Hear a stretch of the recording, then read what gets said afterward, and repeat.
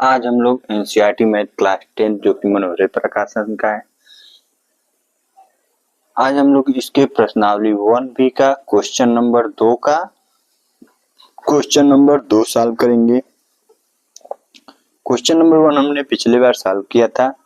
Question number 2 को हम solve करके बता दे रहे हैं और एक का क्वेश्चन नंबर 3 आपको खुद से सॉल्व करना होगा, या फिर अगर नहीं सॉल्व कर पाएंगे, प्रॉब्लम होगी तो ये हमें जरूर बताएंगे, जिससे हम इसको आपको क्वेश्चन नंबर 3 को सॉल्व करके बता सकें।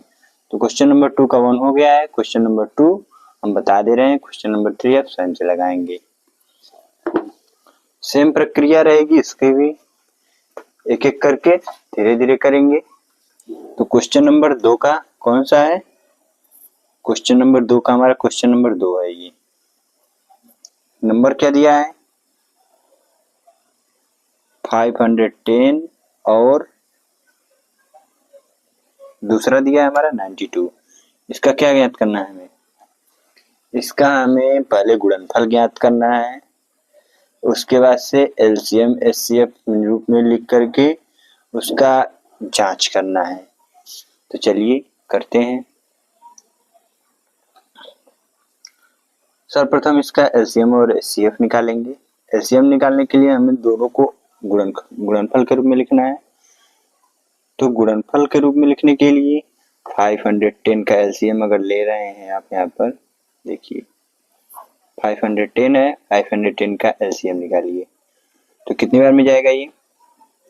2 2 जा 4, 2 5 जा 10, 2 5 जा 10, ये आएगा हमारा। दूसरी बार कटेंगे कितनी बार में ये?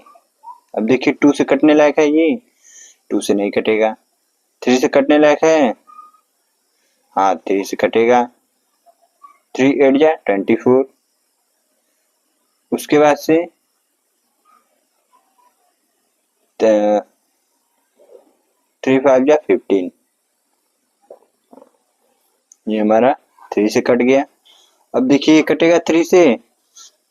नहीं, 3 से नहीं कटेगा। अब किससे कटेगा? 5 से कटेगा। 5 से कितनी बार में कटेगा? 5 1 जा 5, और ये 3 रिमाइंडर बचा तो ये 35, 5 से 1 जा 35। उसके बाद से 17 1 जा 17, ऐसे कटेगा। फिर 92 का निकालेंगे हम। 92 का 92 किससे किससे कटेगा? 2 4 जा 8, 2 6 जा 12, 2 4 जा 2 2 जा 4, 2 3 जा 6, उसके बाद 23 1 जा 23, इस प्रकार से कटेगा। तो अभी हम इसको लिखेंगे 510 इक्वल टू 92 इक्वल टू, उसके बाद से जिसका अभाज्य गुणनखंड जितना आया है उसको उसी रूप में लिखेंगे। 2 इंटू 3 इंटू 5 इंटू 17, ये आया है। दूसरे नंबर का क्या आया हमारे पास? 2 इंटू 23, ये हमें प्राप्त हुआ है। दोनों में हमें मैच करने पर क्या प्राप्त हो रहा है? 2 बस कॉमन मिल रहा है। तो हमें एलसीएम और एचसीएफ निकालना है सर्वप्रथम। तो एलसीएम क्या आएगा हमारा? चलिए एलसीएम देख लेते हैं। तो लिखेंगे यहाँ पर एलसीएम बराबर कितना आएगा हमारे पास? एलसीएम क्या लिखेंगे? ये 2 कॉमन लिखा है तो 2 लिखेंगे, मल्टीप्लाई में एक बार और 2 है, 2 फिर से 3 5 17 इंटू 23, इस प्रकार से लिखेंगे। इस प्रकार लिखने के बाद से जो हमें प्राप्त होगा, इनका मल्टीप्लाई करने के बाद से कितना आएगा हमारे पास आंसर? तो हमें आंसर मिलेगा 23460। ये हमें इन सब का मल्टीप्लाई करने के बाद से इतना प्राप्त होगा। उसके बाद से इसका एचसीएफ लिखेंगे।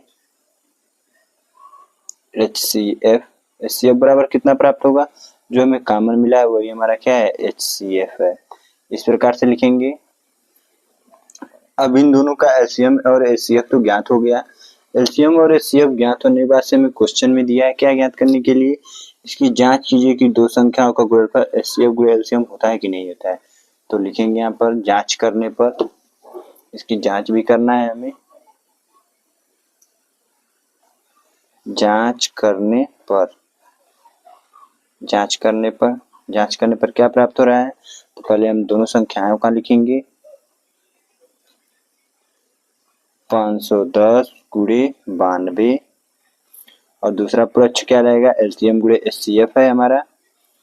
फार्मूला याद रहना चाहिए आप लोगों को, एलसीएम नहीं तो पेपर में भी गड़बड़ हो जाएगा आप लोगों का। फार्मूला हमें हमेशा याद रखना है, एलसीएम गुणे एचसीएफ मतलब दूसरा पक्ष। दूसरा पक्ष हमारा क्या प्राप्त हुआ है, तो 23,460 गुणे 2, ये हमें एलसीएम गुणे एचसीएफ प्राप्त हुआ है। तो हम दोनों का करके देखते हैं। 510 और 92 का मल्टीप्लाई करेंगे तो कितना प्राप्त होगा, तो 510 और 92 का मल्टीप्लाई करने पर हमें 46920 इतना हमें मल्टीप्लाई करने पर प्राप्त होगा।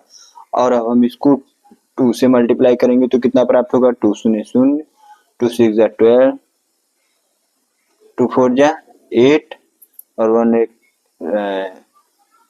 2 4 8 और एक 1 रिमाइंडर बचा था तो 9, 2 3 6, 2 2 4, यानी कि हमारा लेफ्ट हैंड साइड बराबर LHS बराबर RHS,